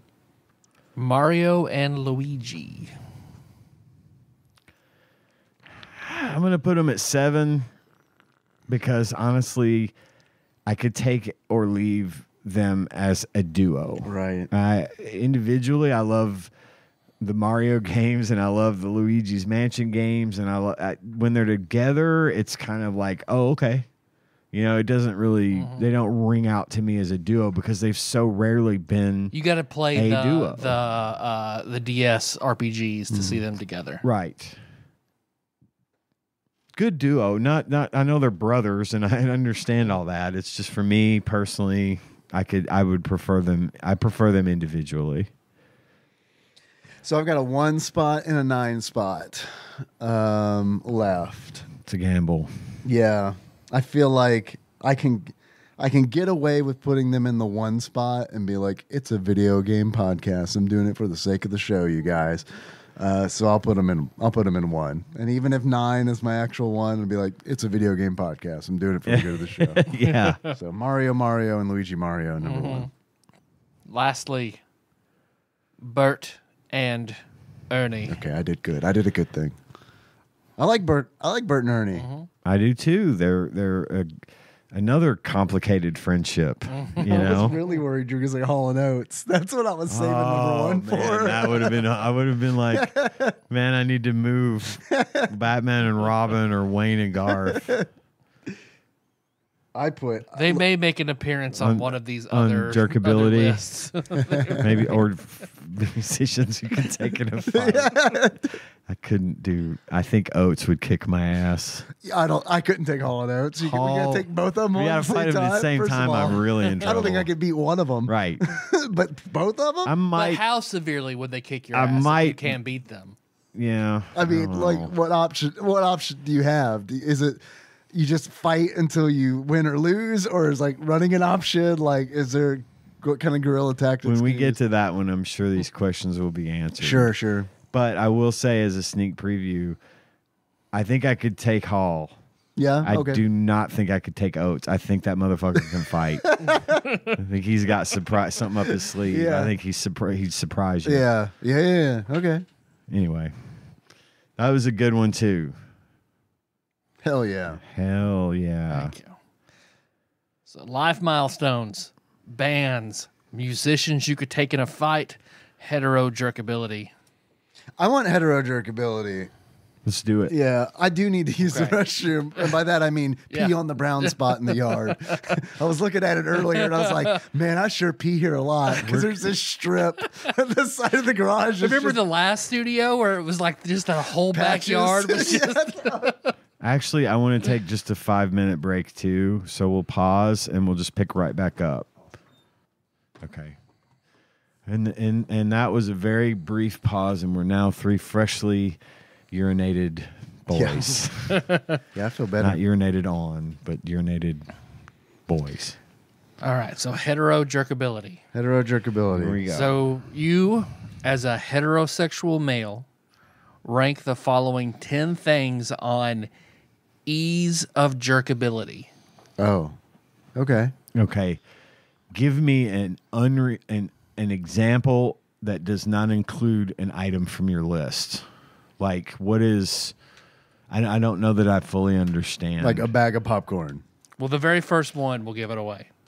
Okay. You can put yourself in a younger mindset if it helps. Okay. Like things you would jerk off to? Yes. Okay. That's what I needed to know. Yep. Okay. I thought you were going to list men.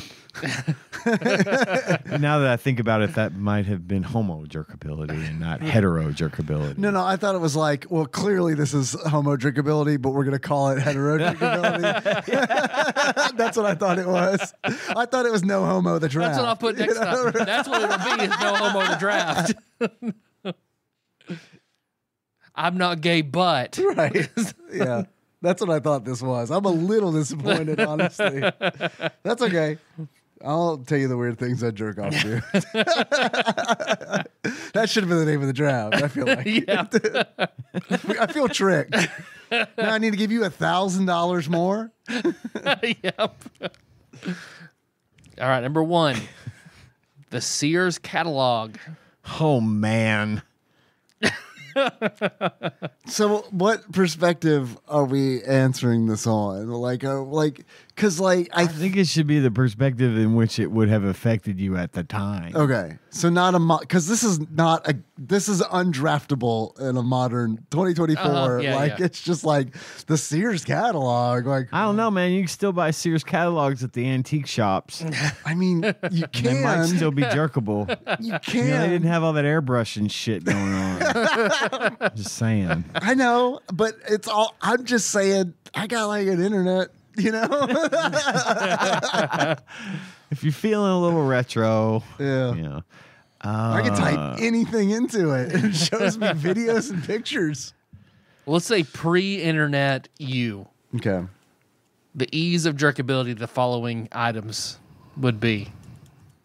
How easily could you have jerked it to the Sears catalog? Well, pre-internet me, like it's all gonna be like on the same level where it's like, yep, that works. Yep, that works. Sears catalog is a 6 for me. That's a on that baseline one. 5 for me. Yeah.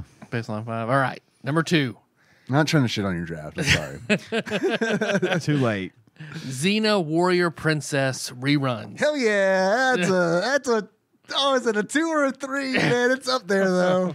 I'm putting Xena at a 7 only because I didn't watch a lot of Xena. I watched it for a specific reason, pertinent to this draft. I've heard that people did, but I was a little bit older and was actually had access to a human vagina. Wait. Really? Yeah. Tell me what that's like. I don't remember. I don't remember. But I've jerked it to everything on this list but one thing. You can guess what the one thing is at the end. Is that for bonus points? Bonus points. All right.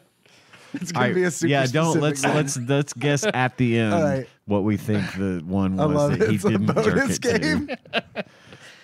A breast exam pamphlet. Doesn't. That's probably gonna be the 10. Yeah, that'd be. I'm gonna put that at a 10 as well.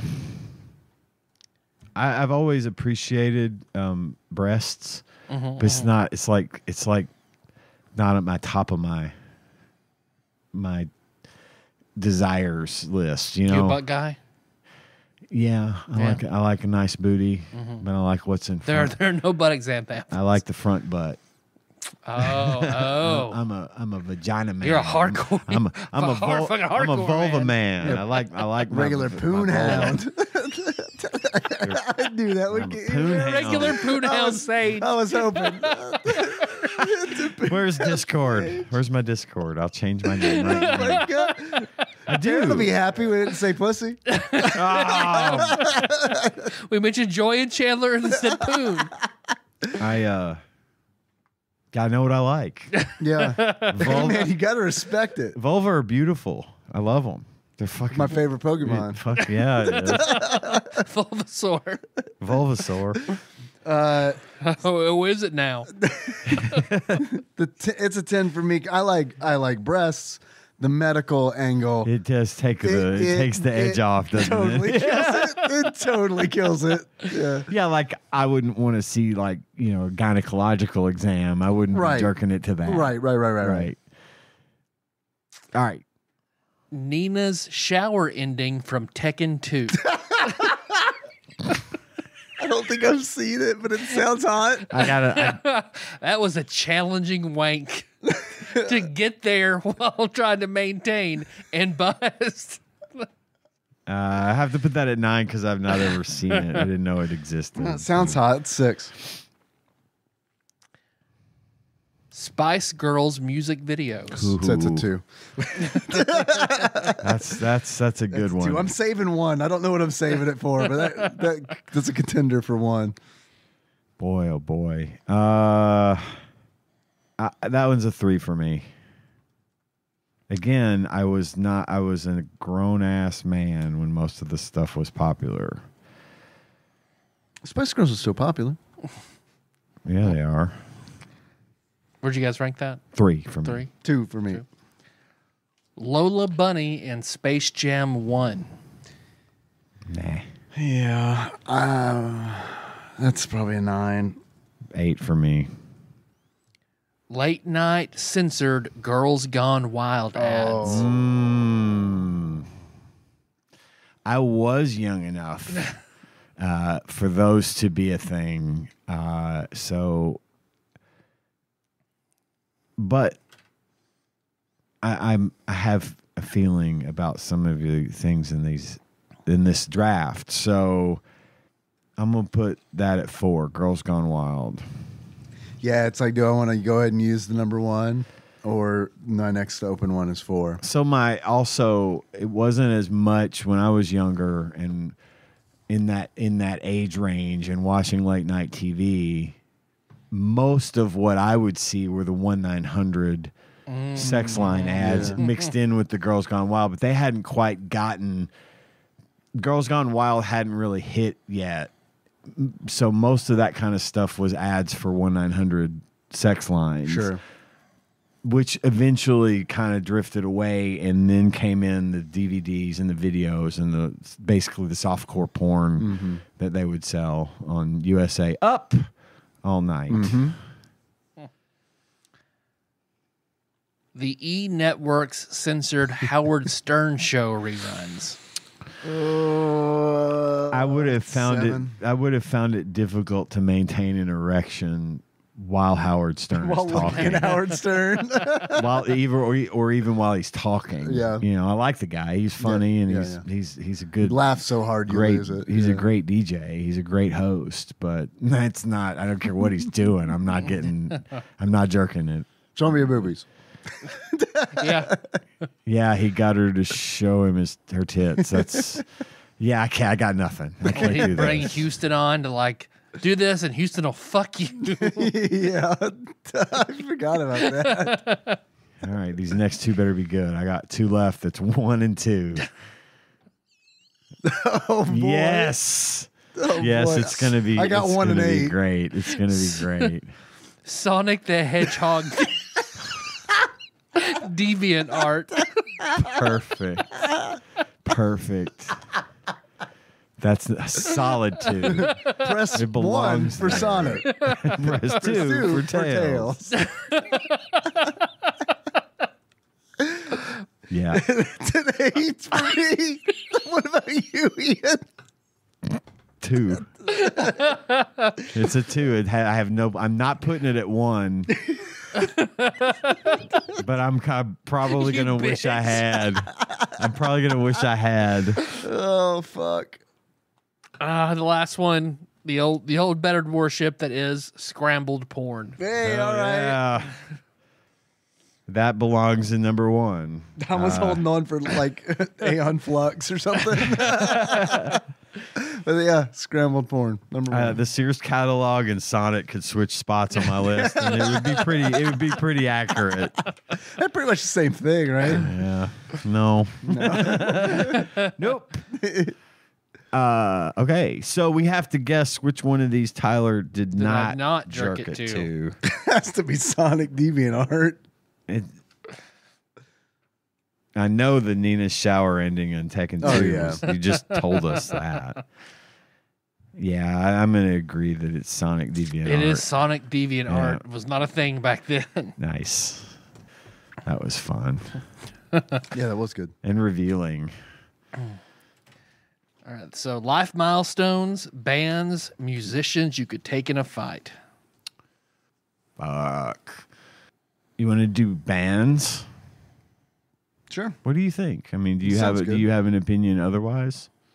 Did you want to do Is it 3 options or 2? three Is it- options. options. Life milestones, bands, or musicians you could take in a fight? Okay, so it's not bands / musicians. Right. No, it's 3 different 2 different categories.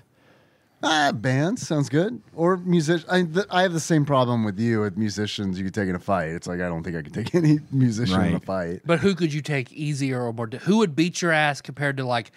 I get a few good hits in. Yeah. Let's go bands. Okay, Let's do bands. bands. Bands. Okay. 10 spot bands. Number 1, the Eagles. 9.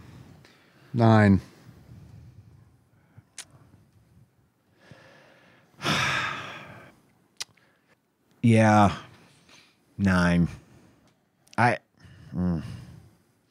Sometimes I'm in the mood for the Eagles, and sometimes I'm fucking not. And more often than not, I'm not. Right, same. I've also honestly never been like, I've never listened to an Eagles album. Right. I just never have. I have, and generally, as far as I'm concerned, their albums are like, there's a couple of good tracks, and then usually the rest are not that great for me. I could see that. The first song I ever learned how to play on the bass was Take It Easy. Okay. This is when my bass teacher was trying to teach me how to read music, and it was very clear at the time that I was not going to be able to learn how to read music. It never has clicked with me. Yeah. So I had to learn to play by ear, and I stopped taking lessons because he wouldn't let me take lessons that didn't involve me reading music. That seems a little fucked up. It was kind of fucked up. I 'Cause I think don't- if I'd have given him $1,000, he might have let me just train by ear and technique. But it was all music reading. Was it? That seems weird to me that he would do it that way, because I feel like a lot of like modern lessons, unless it's like a classical instrument, you don't have to like read. He was a great teacher, and he was a fucking hell of a musician, and I love the guy to death. But his style was, I want to teach you to read the music first, and we'll learn a little technique. We'll learn how to hold our hands. We'll learn how to reach the frets. We'll learn how to do this stuff, but we won't get into actual practice of technique until we've got a little bit more of the fundamentals down. And some of that makes sense, because I do feel like teaching music and learning music theory is easier when you can read music. I agree. You can kind of visualize. I agree. I wish I had. I never did learn how to read it, and I probably could now because You definitely could. But but I always did better playing by ear. But anyway, the Eagles at 9. Same. Eagles at 9. Led Zeppelin. There's some really good Zeppelin. Super talented band. Very good. Very, very important. I think, Way honestly, more I important think than the Eagles. they're a lot more important than the Eagles, and honestly, in a lot of ways, I think Led Zeppelin is more important than the Beatles. I've never been a lead head, though. Yeah, I was just about to ask, is this like how heavily does the importance of the band weigh in to the draft pick? I Because- could listen to a Led Zeppelin song at just about any time. Yeah. And say, God damn. Hey, and it's great in Thor. Only All the, about kids are like, only "What the was second that time song?" that movie has ever been used, or that song has ever been used in a movie. Yeah. I don't even remember what the first one was because it was really great in Thor. But I still think I'm going to put him at 8. Okay. Wow. I think there's more coming that are going to have more significance to me than Led Zeppelin. Shit, I was looking at 3, but I got to be honest now. After hearing you talk and hearing your positioning, I think I might go 4. I wouldn't play. I would not play a Led Zeppelin album right now any more than I would play an Eagles album. But if I did, I know I would like the Led Zeppelin album a whole lot fucking better. Led Zeppelin, that's a band where I can play and want to hear a full album as opposed to just a song here and there. Do you like Greta Van Fleet at all? Yeah. Anna does. Yeah, really? A lot. Yeah, I mean, that's channeling Led Zeppelin. Like, I bought a lot of Greta Van 1000%. Fleet stuff on Christmas. Yeah. It's tough for me because my musical tastes rarely change, but what I'm in the mood for at any given time is always different. And so you could ask me tomorrow, how do you feel about Led Zeppelin? No, I get it. And I'd be like, God, I love them. Yeah, yeah. You know? Yeah. Right now, I don't know where I stand musically as far as how I feel in this moment. But it changes a lot because I listen to so much fucking music and I like so many different genres of it that it's hard for me to. So I'm saying this in the moment, unless you hit something that has just been massively impactful. This list could change tomorrow, depending on how I feel. Sure, you yeah, know, it's totally. obviously I'm not. I know that's not unique to me, but anyway, sorry. I've just got all manner of shit to say tonight, don't I? It's all good, dude. I get it. I knew this I would get be what you're saying. this would be a list for you. So Yeah, it's tough. It's tough. It's good though. It's good shit. The Clash. Fucking love the top one. Clash. That's a one spot for me, man.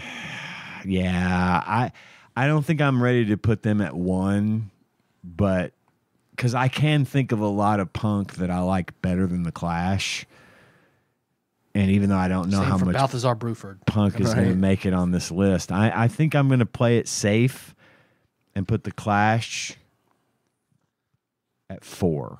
London Calling is like Such a goddamn. that is honestly, in my opinion, obviously in my opinion, that's one of the best albums of all time. I It think. really is. You're not fucking wrong, and it's so good. That whole album is great. But today, the Clash is a 4 for me. Okay. I wish they'd stop playing it on the radio. Oh, see, I don't listen. I have no idea what they play on the radio. They play, fucking Rock the Casbah. Yeah. And it's a Rock good the song, Casbah, but it's like not the best they had Clash so song. many good songs. Right. If they would play Anarchy in the UK on the radio, I think I might, have an orgasm just because they never play that shit. They only play the one song. I guess it's safe. I guess it's because it's safe. I don't know.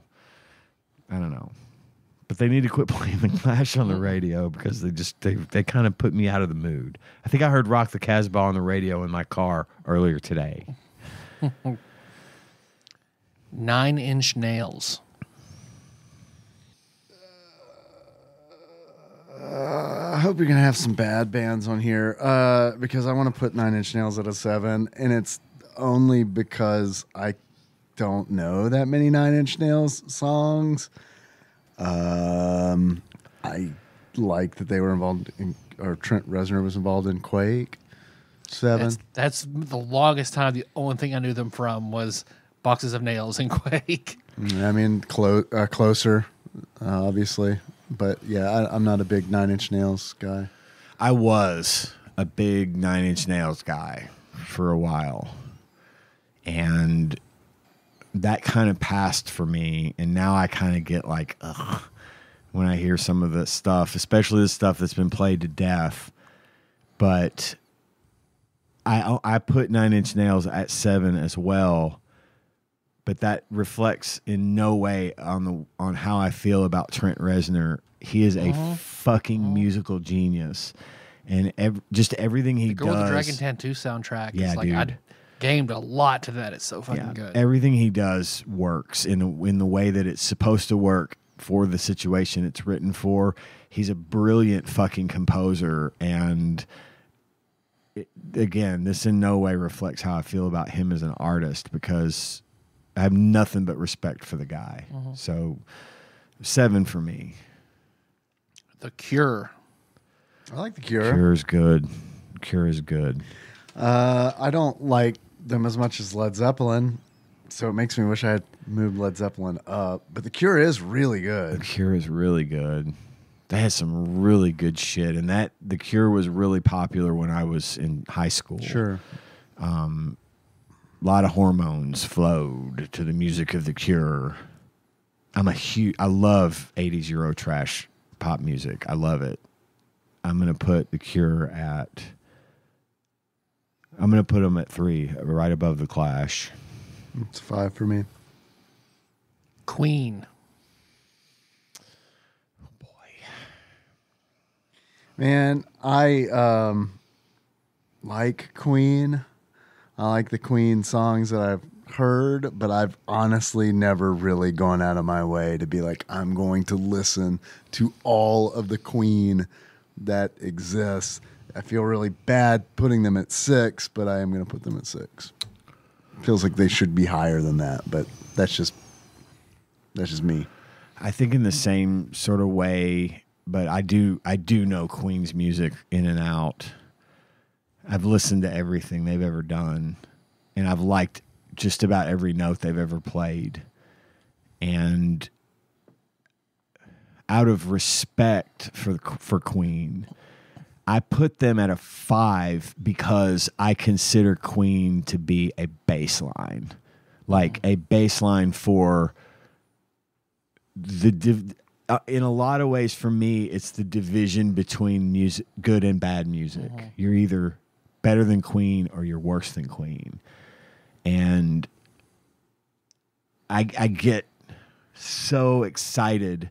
I watched that fucking Live Aid concert at Wembley when the literal sound waves are rippling across the audience.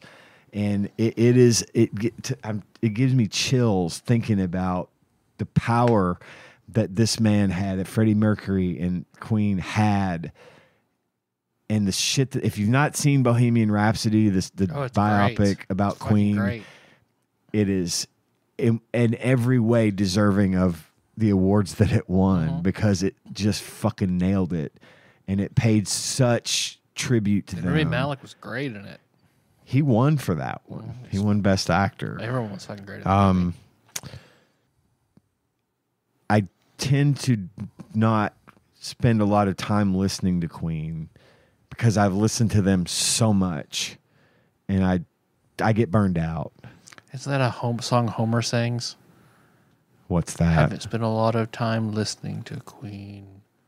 Yes. My name was blah, blah, blah, when he bought liquor for the first time or something. Yeah, he was doing the flashback song about When I was 17, Yes. I drank It some was like very good beer. It was the Fiddler on the Roof kind of song about singing about his life, and he says, "We grew up listening to Queen."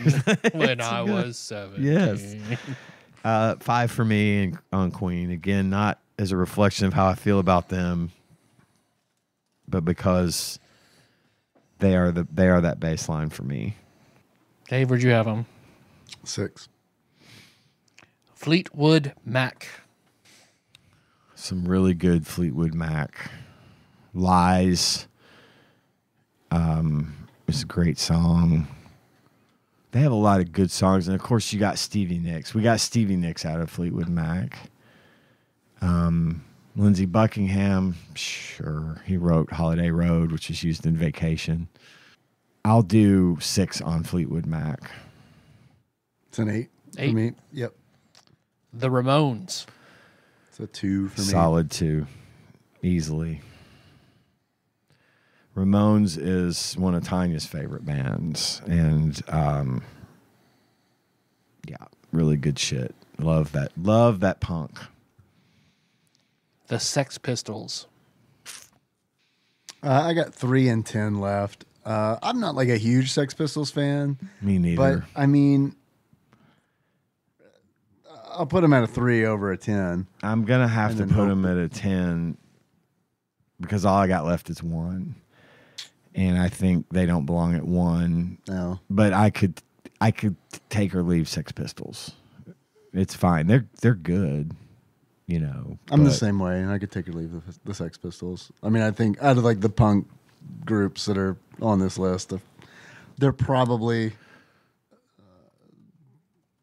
I don't know. They're my least favorite. I'll just say that. Shit. Lastly, Pink Floyd. Son of a bitch. I had to put Pink Floyd at 10. That sucks. That's like a top 5 of all time for me. By the way, I knew I had done this and I forgot. I refer to the Clash as having sung Anarchy in the UK. It's Sex Pistols. Yeah. I knew that, and I was blanking. So I want to correct myself there before everyone Dane, else does. unsend that email. listen, I was obsessed with Pink Floyd growing up. I have heard even the bad shit they did at the beginning of their career. Yeah. The weird 60s psychedelic shit. Piper at the Gates. Piper at the Gates of Dawn, Adam Heart Mother, all those weird albums. The soundtrack from the movie, I can't remember the name of the movie now. All of those, this was when Sid was in the band. Yeah, I'm a post-Sid fan. Me too. Yeah, which I know a lot of people, I don't know, I guess the diehards wouldn't like, but I'm very much a post-Sid, like Pink Floyd. Gilmour fan. made that band happen. Yeah. And everyone will argue that it was Roger Waters that did. And I'm not saying that Roger Waters wasn't a fucking genius. Huge, yeah. But David Gilmour's sound, I've said this before, I'd put David Gilmour up against Eric Clapton any day of the fucking week. I think David Gilmour can play the guitar.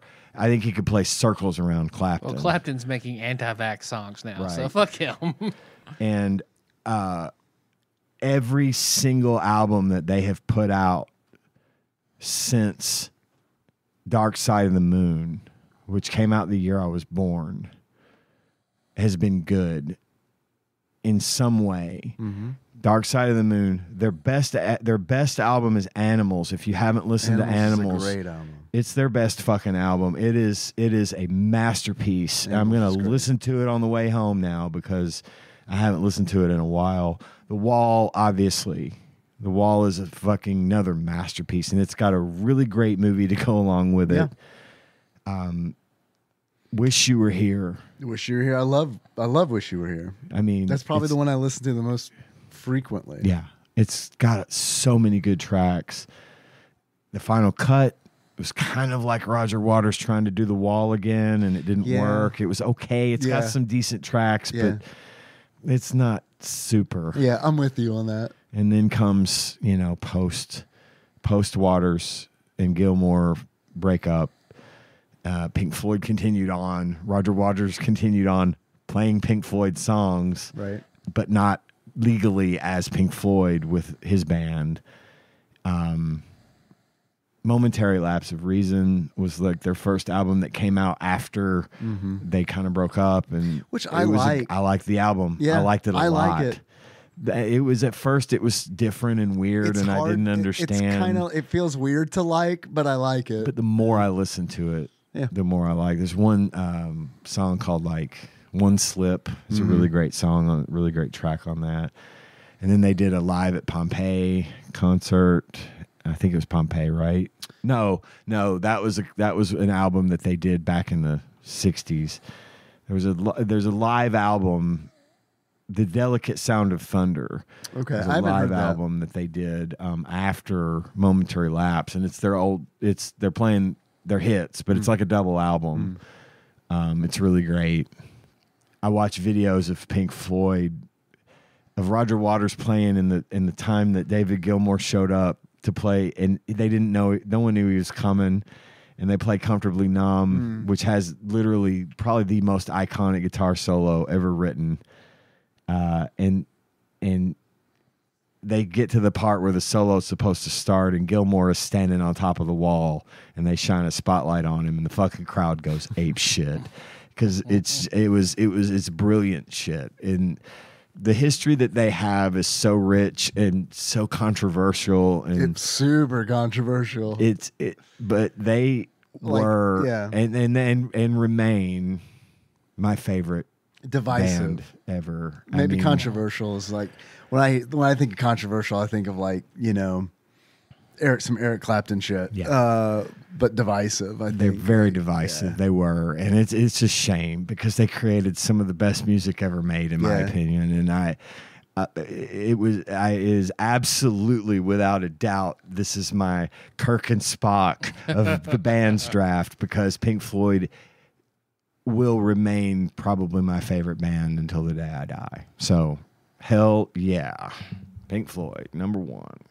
Number one new show. Dukes of Hazzard. So that's pretty good until next time. Yeah. Hope y'all enjoyed hearing me talk nonstop for 2 hours tonight.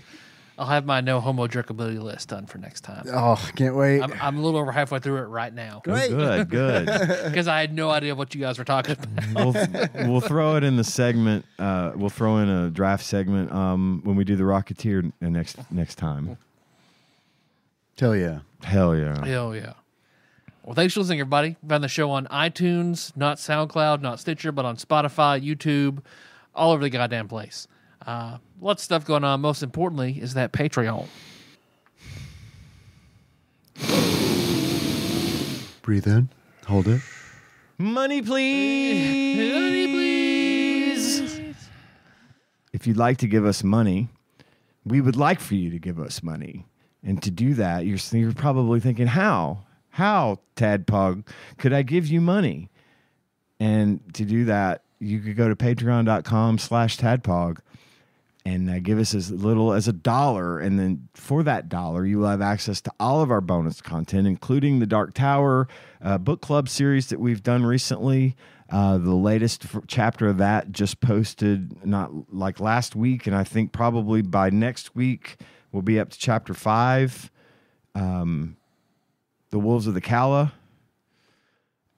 We've also got a bunch of actual play on there that Tyler hosted several months ago, years even. Really good shit. All that for as little as $1 a month. And if you would like to become an executive producer, it's going to cost you a little more. It's going to be up $20 or more per month, get you the title of executive producer. And we do have a few of those. And I'm going to read a list of names right now of those people that we do refer to as executive producers, starting with Cubicle Monkey, Gamebug Prime, Nathan Eaton, Pinball Airplane, Archmage, Chris Edler, we're sorry you couldn't be on this episode, Derek Pope Sandwich, Cthusiast Jeff Miners, congratulations on your marriage, Drinksmith Joey Webster, Sandwich Pope Phil Hawkins, Louisville Correspondent Princess Consuela, Banana Hammock, Flavor Trick, Taryn Dahl, and Canadian Turbo Nerd Thomas. Thank you all so much for your generosity. Thanks to all of our donors. Thanks, Joe. It goes a long way. It means a lot to us that in this economy, you give up your hard-earned cash to reward us for doing a show that we already like doing. Thanks to Dane, as always, for putting our podcast up on YouTube. And Brad, I've got your email about the Rocketeer. We're going to read it next week when we cover that. I think that's all I've got. Our theme song is Moves by Sycamore Drive. The link to that track can be found in the show notes at tadpog.com. How you guys want to close it out? As a car salesman? Yeah. Yeah. Guys, I don't think you're going to like what I have to say. I don't think you're going to like what I have to say, but we ran the numbers. Mm-hmm. And it looks like your payment's going to be tropical Capricorn. But only if you finance it through us. Now, if you don't, we're doing this Patreon thing all wrong. Going to have to charge you $1,000. Yes, we need a financing plan. 30% interest. Patreon, yeah. $1.30 for every dollar. Right? Yeah. I think that's a good idea. TADPOG is hosted and produced by Tyler Holland, Dave Moore, and Ian Chandler. New episodes published Wednesdays each week and are available on Apple Podcasts, Spotify, and anywhere else podcasts are hosted. Have a question or comment for the hosts? Call us at 270-883-2555 and leave us a voicemail. If we like it, we'll play it on the show and respond. Want to send us something? You can do that at TADPOG Studios, care of Nicole Nance, P.O. Box 3785, Paducah, Kentucky 42002. If you absolutely must send us a food item, please use caution and good judgment when doing so. Tasty snacks that look or smell funky or are past their expiration date by the time we get to them will be thrown away. Bonus content is available at patreon.com/tadpog with a minimum donation of $1 per month. You can join in on the conversation by visiting our Discord at bit.ly/tadpogdiscord. Registration is free and we'd love to see you there. Thanks for listening, and if you haven't already, don't forget to subscribe to our show so you don't miss an episode. Now, where did I put that stinger? Oh, here it is. Yeah, I've had to test there before. Me too. And they didn't watch me. I was kind of disappointed, actually. I was hoping she would come watch me. You could have done a Frank Gallagher, put it in your mouth, and then. Oh. Pee-pee is gross.